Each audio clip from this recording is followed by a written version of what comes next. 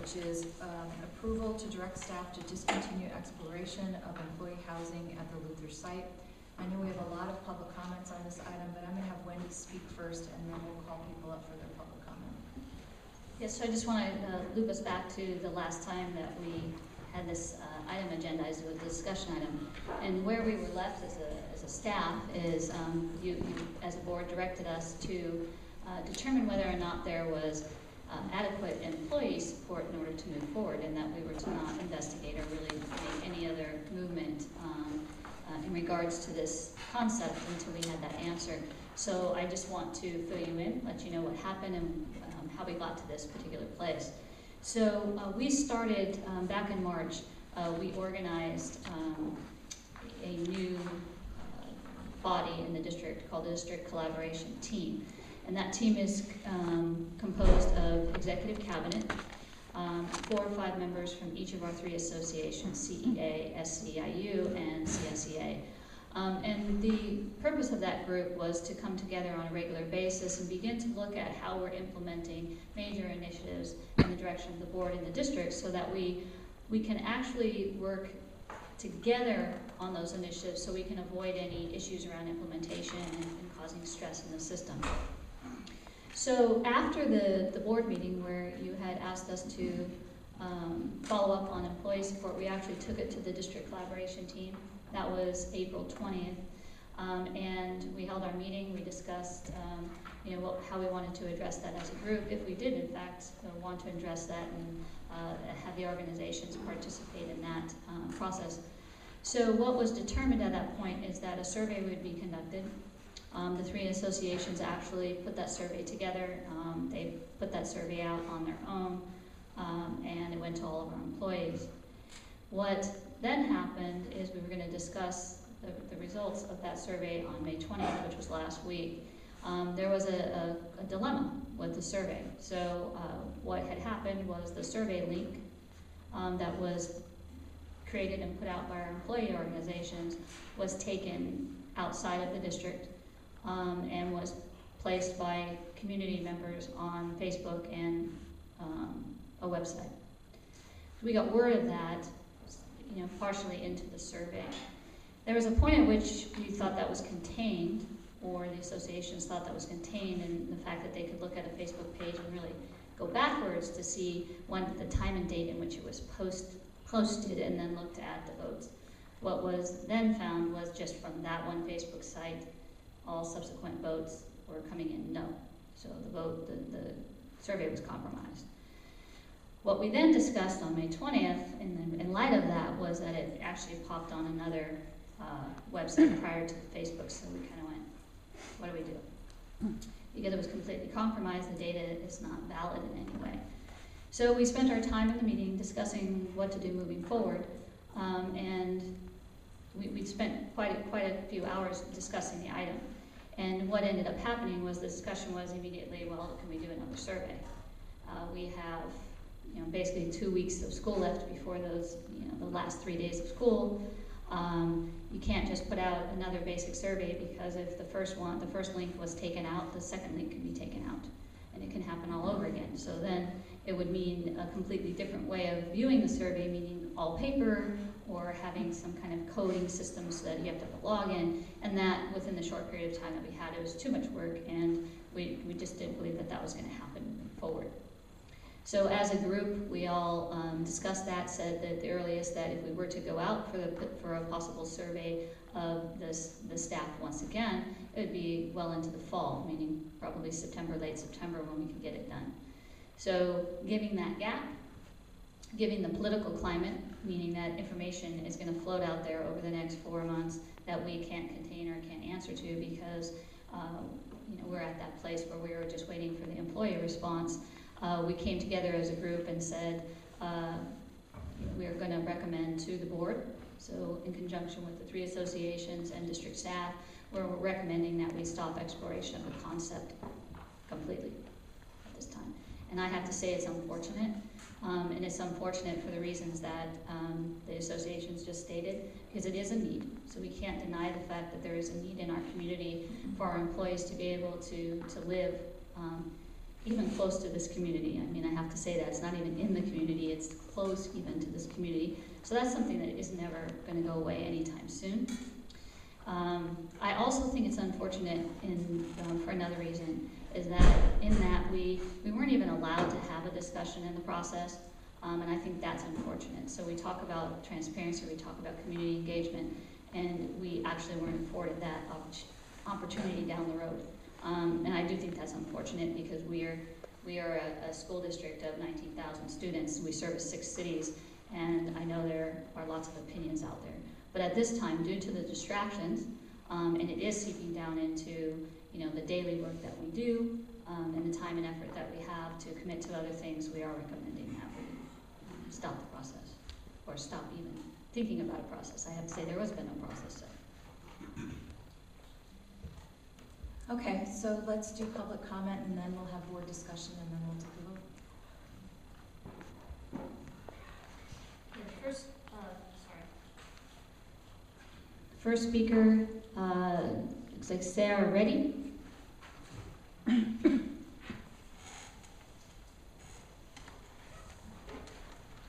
just want to check, we have less than 10, so you have 3 minutes and patio time. Hi, Superintendent and board members. I'm an Eisenhower parent. A couple of comments here regarding the whole Luther thing is that first thing is accountability. It's been 8 months since the first closed session on the Luther Employees Apartment Project, and 4 months since it was announced to the public. In that period, the district has not brought forth any answers to many questions about the benefits and viability of this project.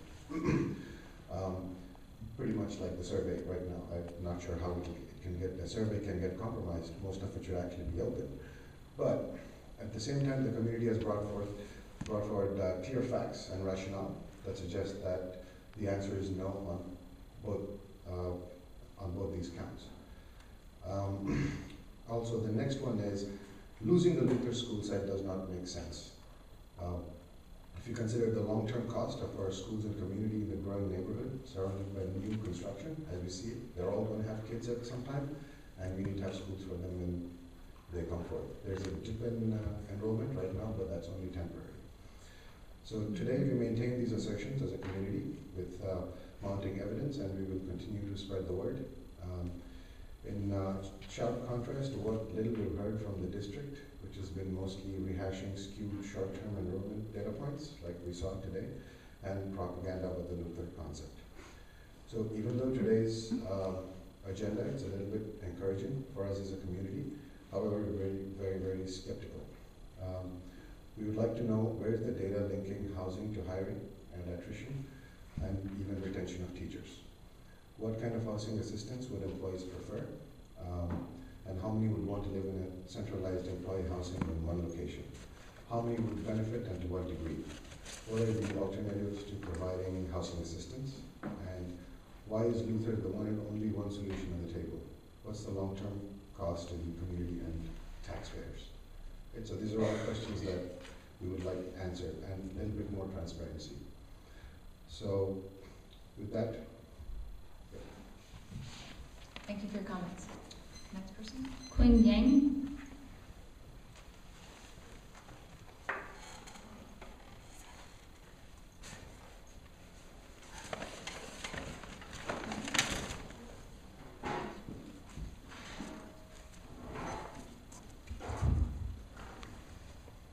Okay, dear board and superintendent. Can you introduce yourself, please? Oh, sure. My name is Qin. We would like to once again call your attention to the board community's opposition to the Luther employee apartment proposal. Today, we are delivering to you copies of over 1,100 signatures. 1,100 Save Luther petition signatures collected over a short period of 3 weeks in January and February. The signatures represent the voices of district parents, taxpayers, and voters across multiple areas: Santa Clara, San Jose, Cupertino, and Sunnyvale. Also, if you come over to our community, You will be impressed to see how many Save Luther yard signs have been put up. We were able to deliver over 250 yard signs just during the recent 3 weekends, from Lawrence to Kylie. It is important to point out that the Save Luther movement is not just a neighborhood issue. It represents the need and desire of their community to protect their school sites and open spaces. With all the efforts of community members and various social channels, Save Luther is a growing movement that spills over to other parts of the district. So we would like to let you know that we will do whatever we can at any level to save our school sites for schools and for our kids. We will never ever compromise or give up unless you stop. So we ask that this letter and the copies of the signatures be placed in the public record. Thank you. Curtis Kent?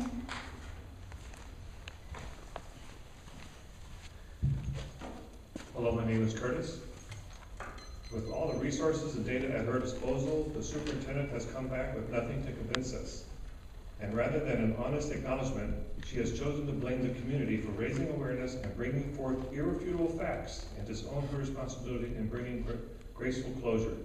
Members of this community support our school district in pursuit of its first and only priority, providing education for children in this district. The community has tremendous breadth and depth of expertise in many different areas.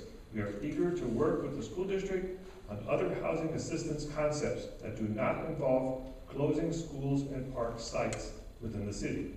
Specifically, we strongly support the approach of requiring all new apartment developers to set aside a portion of their apartments for housing for CUSD staff.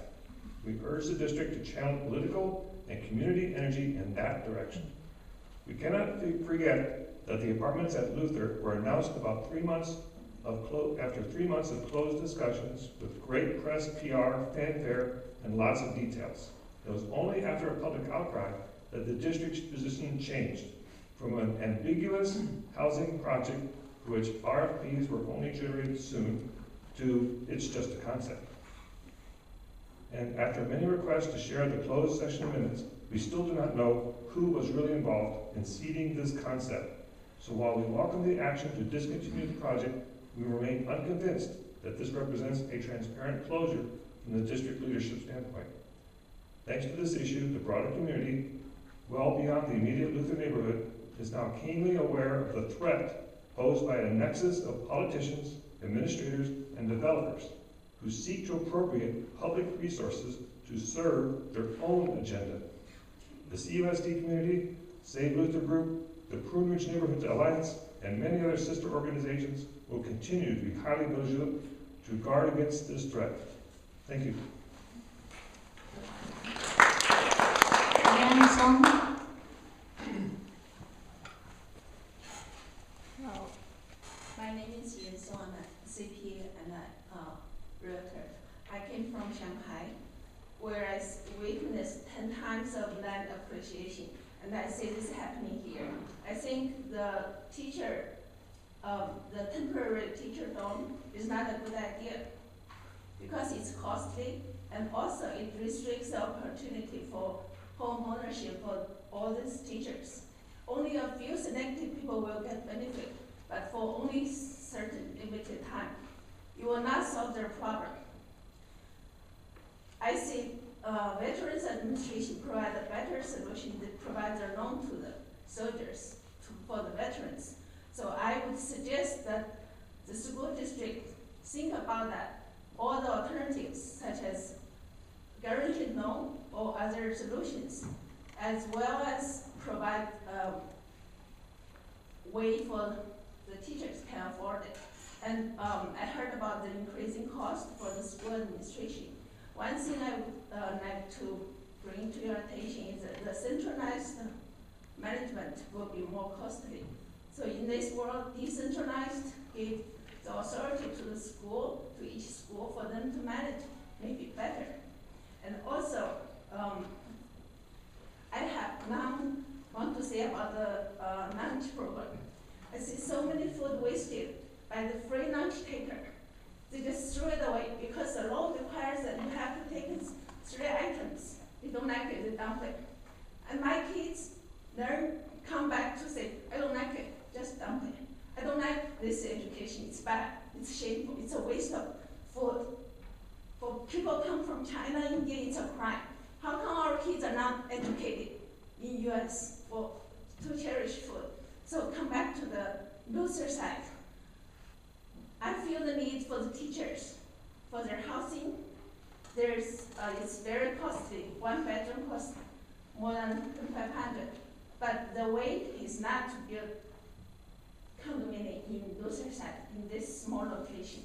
You can find better location, but then I think it's for the community and school district and the teachers to work out instead of just bring something all of a sudden. Thank you. Nick or Cho?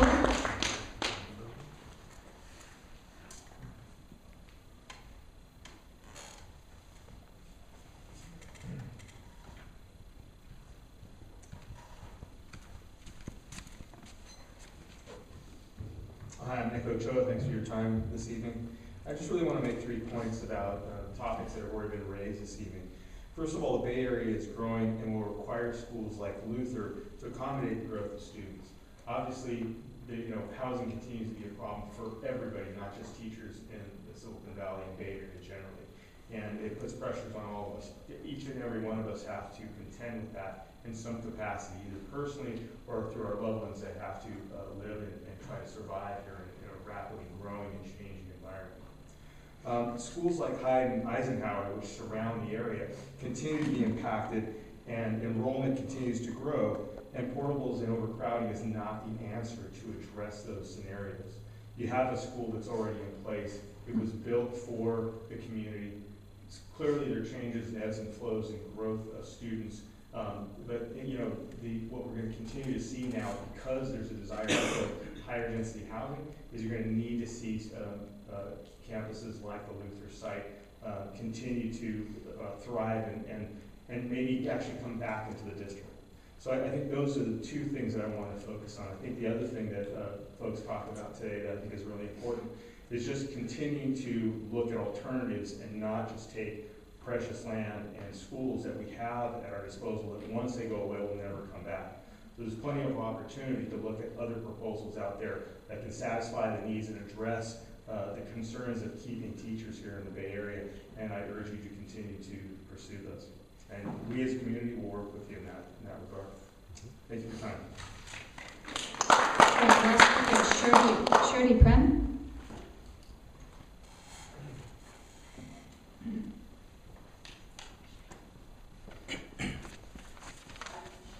Good evening. I'm Shirley Prem. I've been a resident of the Eisenhower district for over 16 years now. On behalf of the Prune Ridge Neighborhood Alliance, I welcome the district's decision to suspend this flawed concept. However, I do want to thank the board because thanks to this issue, the community around our neighborhood and across the Cupertino school area has realized the threat that's posed by what seems to be a nexus between public officials and developers who are looking at public resources as something that they can use for whatever they like. We continue to be vigilant against this threat. We are encouraged, as somebody said, regarding the fact that this is currently being suspended. However, I do want to take a minute to talk about the community resources that you have at your disposal. Most of the time we have come here out of frustration. The last few times we came here, it was because we didn't get answers. We got answers that were mostly misleading or meant to hide things that caused a lot of frustration. And that's the result that we see in the community today. I think the school district has an opportunity here to regain the trust of the community. There are a lot of creative people who would like to work with you to address some of these issues. We understand the housing issue. The priority of the school district should be the education of our children. And the community recognizes that. We are willing to support and help the school district find solutions that do not involve selling off school sites or closing schools to build apartments, because we see that as a bad outcome for the neighborhood. So outside of that, we look forward to working with the CUSD on real long-term solutions. Thank you.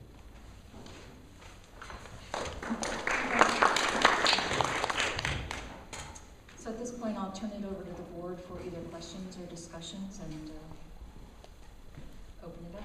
Excuse me, I submitted a card also. I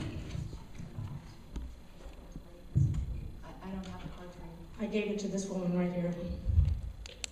With your name on it? No, I put down anonymous because I choose to use the Brown Act as I'm entitled to. I do not have to even present a card.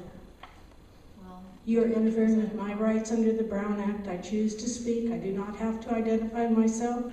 I do not even have to complete a card. I choose to speak on this subject, please. Would you like me to quote the area I'm referencing for you? you have 3 minutes. Thank you. I have recently become involved in this issue. I'm very upset with what's going on. Your demographer would really seriously question where they're getting your information from. The amount of high-density development that's going on in the area, it doesn't take a brain surgeon or a rocket scientist, but we can find you one of either, that would tell you that this enrollment is declining. You can see the amount of development going on. There's no way anyone with any kind of smart should ever believe that. It's obvious you're getting bad information from someone. To look at closing the Luther site, you have your eyes closed. There's absolutely no reason to do that. As the gentleman just said, we are thankful you've brought our communities together. We would like to work with you, but we sure can work against you. I hope you choose to work with us. We really would like to say it's not declining.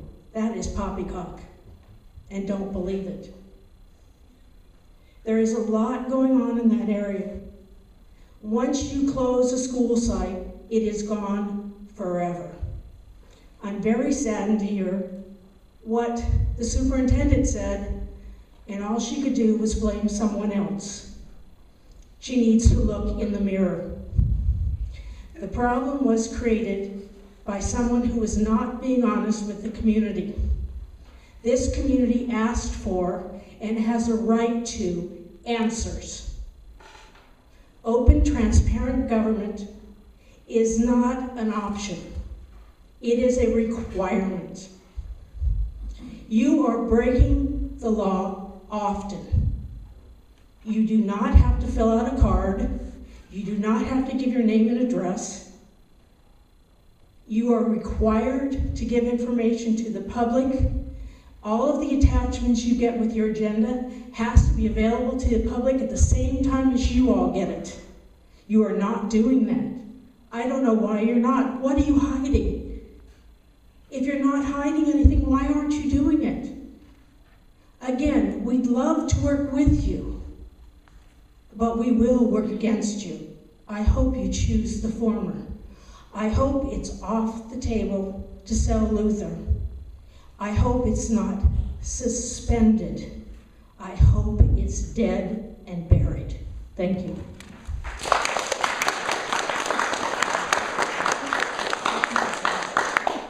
Okay, who would like to go first? I'll go first. Turn on it. One of the things that was really important to me when we first began discussing the Luther possible teacher housing, not necessarily at Luther, but just teacher housing in general, one of the things that was important to me was the staff support. I think we talked about this at a couple of meetings. So I'm disappointed that that the survey didn't make it. It was compromised and wasn't able to give us the information that we wanted. But in addition to that, I've been listening to the comments that we've had from the community over the last several months, and I have done a lot of research on my own, even though we weren't able to move forward with our own feasibility studies. And so I continue to have some concerns about using the Luther site as a housing project. One of them is that I think we have a responsibility to the private school children that are there, because I think they're community members as well. And I share some of the concerns with the community about development. I trust our demographer. He has not let us down, but neither does he have a crystal ball. So I'm thinking about some of the things that may go on along Stevens Creek Boulevard and what might come in from Apple. So those are my comments. So for that reason, I do support the abandonment, or whatever the word we were using. Discontinuing the exploration of the Luther School site. Anybody else have any comments? Yeah, I'll go next. So this idea of affordable teacher housing is obviously a very important issue to all of us. I appreciate actually a lot of the emails and talking to people in the community, and some of the people that came and spoke at the board meetings, especially the respectful emails and conversations that I've had. I've appreciated. I also appreciate the staff responding to our request to get input from the district staff, responding to our input to get our request to get input from the employees' organizations, and working with the employee organizations to get what they wanted. It is unfortunate, like Phyllis said, that the survey was compromised, and I'm disappointed about that. I also agree that we should discontinue the exploration. I think that's the wording that we're using. We don't have the staff input. We said we wanted to have the staff input. We don't have that. And also, regardless of the survey, we haven't also had staff come forward at the meetings, which I know it's really hard to do, but I wished I had heard from some more people coming forward at the meetings. Some people did come forward, and that is brave, and I appreciated that. Also, with our demographer, I do think he is accurate. We have declining enrollment in this year. We have the numbers of our students. At the same time, like many people said, it's unknown. There's so many projects that are not finalized. Our demographer can't take those into consideration, but we know they're out there. So there's no way we can project knowing that there's all these projects that we see that are lined up, so we can't project into the future, which makes it, I want to preserve the school site too, since we don't know what's going to happen. Also, like people said, we're in the business of focusing on our students, and I want to bring back the focus to our students. That's what we're here to do. So that's important to me. All that being said, we are a revenue limit district, so we have a lot of kind of constraints on us that districts around us don't have, and we have low funding, and this is a high cost of living. Everybody in this room agrees that it is hard for our teachers. So while I agree to, I want to discontinue the exploration of this school site, I went to a symposium recently on affordable housing, and they were talking about the state of California as thinking of rolling out teacher mortgage assistant programs for all the teachers in the state. I don't know if it's going to happen, but I think we should continue to look at those, and then look to there's a lot of districts around us that don't have land, but they're still looking for ways to help their teachers. So I'm committed to continuing to help our teachers, as seems like a lot of people in this room are committed to that cause as well. So it's hard. This is a big issue, but I agree we should discontinue. Okay, I will go next. So employee housing has been a hot topic in the past 6 months. Our district is very lucky to have the high educated stakeholder engaging district business, and everyone had a good intent for better district. Employee housing is one of the challenges that district facing. I support to discontinue the exploration on putting employee housing on Luther side, because I don't feel comfortable to get rid of the school side for housing. And also, the controversy took a lot of energy from everyone, which is not good for our kids. However, I also want to recognize that housing challenge will become more and more serious in the next 20 years. This issue won't go away, and we should find a sustainable way to support our employee to be the homeowner in the future.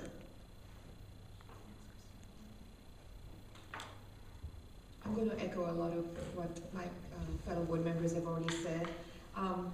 It's disappointing that we couldn't get the one thing we were asking for from our last board meeting. But at the same time, I want to say, as I've said before in our waiting set, I'm encouraged to see so many of our parents and committee members engaged, because as someone just said earlier, that it brought people together, and it's good. And I think we need to all start thinking outside the box, because we all understand the need that is there for our teachers and also for our staff, and also for all public service employees. So it's good to know that there are at the state level, there's thinking going on what to do about it, and maybe where you can all be part of it is to encourage our legislators to pass something that would help in a broader sense. We all want to keep our school sites. Believe me, when I joined the board in 2009, we were constantly growing by 200 kids every year. And now we are in a decline. We don't know how long we'll be in that decline, but we are in a decline. And when we were growing, we kept saying, why did we give away the school sites that were there back in the 70s? But they were given away by the school boards at that point. At this point, it seemed we had not even discussed if that would be the place where we would do housing. We wanted to do something for our employees out of the box, and that's what the concept was. And it's sad that it caused so much anxiety in our system. It caused anxiety in our community.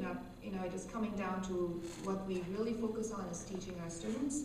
So I support the recommendation made by the staff, but I would also want us to continue looking into what are the options, how do we think outside the box, how do we help all our employees be able to stay and be local partners here. So I'll share my thoughts as well. We kicked off this process with a public announcement, and the public announcement was deliberate because it's a discussion that needed to happen in public, and the way you do that is you announce that you're looking at something. We had a press conference. At that time, we had the support from all 3 union presidents. They all attended the press conference, and they represent their membership, and that's who we rely on to share that they represent their membership. So that's who we rely on to bring forward thinking. CEA even asked for someone from the California Teachers Association, one of the representatives in Sacramento, to come down and be at the press conference because it was a big deal and it was important to them. The California Teachers Association, a statewide organization, felt that the ability to look at housing for employees was something important enough to be there and to support. So we started with a press conference with a lot of support around it. The cost of housing is, I think, a broad-based concern, particularly among districts that are in high cost of living areas, and the Bay Area in particular. There are many districts who are looking at this. This is not something far-fetched that we just kind of pulled out of thin air. There are a lot of districts here in the Bay Area and elsewhere in the state that are looking at what it costs and how to build housing for employees simply because people can't afford to live where they live. We listened to community concerns as we went through this process. We slowed down the process. We were in the middle of employee negotiations, which meant having a dialogue with our union groups around this issue was something that had to wait until negotiations ended, which is why there was a period where there wasn't a lot of action and there wasn't a lot of public dialogue. And we as a group, as a board, asked our staff to really look and quantify beyond just what the union leadership said, to quantify and give us some data on what individual employees wanted and how deep the support went. And I think that was something that would have been important to have. I am extremely disappointed that the survey that was designed for employees to give us data and facts was corrupted is one word, I think was hijacked. It made it impossible for us to really know and really quantify the data that was from our employee groups. And the initial reaction from our employee groups, I think, was pretty strong. We had some support. There are employees out there who think that this would be something useful for them. Wendy talked a little bit about the regroup, about what to do, whether to redo a survey, how to do it so that you can contain it and you can get the data from the group that you're particularly asking for. Moving it to the fall meant more delay in having a conversation, and I think based on the employee recommendation to stop, and the fact that we have other issues in the district that we need to address, that I'm going to support the recommendation from staff that we stop. But I am going to say that I'm disappointed. I'm disappointed in the behavior of individuals who would not allow employee groups to tell us what they thought. That was a piece of data that I wanted to have. I wanted to have a broad-based conversation with the community, and I wanted to sit down and talk in town hall meetings and in conversations about demographics and walk through our demographics, to talk about where there was development and where there wasn't development, to talk about whether a site that had been closed for 30 years was ever really going to be needed or not, to talk about where the development was and where students that would come out of development would actually go. And I think it's a conversation that we could have had. We might not all have agreed, but we at least would have been able to walk through the data together. And that was a process, quite frankly, that I was looking forward to. I was looking forward to engaging the community in a dialogue around data and around facts. But we're done. I think it's important. The recommendation is to stop. We're done. We're moving on.